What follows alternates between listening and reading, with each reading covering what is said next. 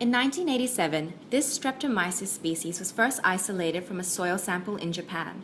While its collection was by luck, the isolation of Tacrolimus, a byproduct of the bacteria, was the result of an extensive screening process looking for new immunosuppressive drugs.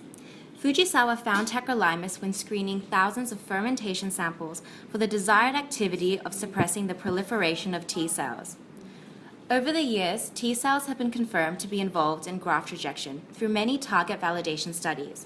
One study, which used syngeneic mouse models, found that injecting them with cytolytic T cells induced tumor cell destruction.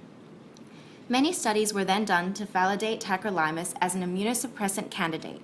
In vitro studies testing human and murine immune responses found that tacrolimus inhibits T cell proliferation induced by various types of stimuli. Tacrolimus was then tested against the already existing immunosuppressant cyclosporin A. In vitro studies found that it was 30 to 100 times more potent than CSA in inhibiting T cell proliferation in both murine and human mixed lymphocyte reactions. Experimental allograft models included allotransplants of livers, kidneys, heart, small bowel, lung, pancreas, etc. Animal models included mice, rats, dogs, pigs, monkeys, and baboons.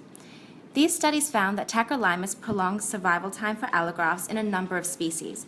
However, they found it has a narrower therapeutic window in larger mammals, dogs compared to rats. In addition, in vivo studies further confirm that tacrolimus works at doses lower than CSA. In vivo animal studies were the source of finding that tacrolimus can be used both as a prophylactic and therapeutic drug. Xenotransplantation models found that transplantation across smaller histoincompatibility barriers produced the best results. Tacrolimus is a byproduct produced by the natural fermentation of Streptomyces species. While this method was acceptable during the initial discovery and research, the low microbial strains produced using this method is too costly for commercialization. To commercialize a drug derived from natural fermentation, it is important to optimize manufacturing processes to produce both high yields and remain low cost.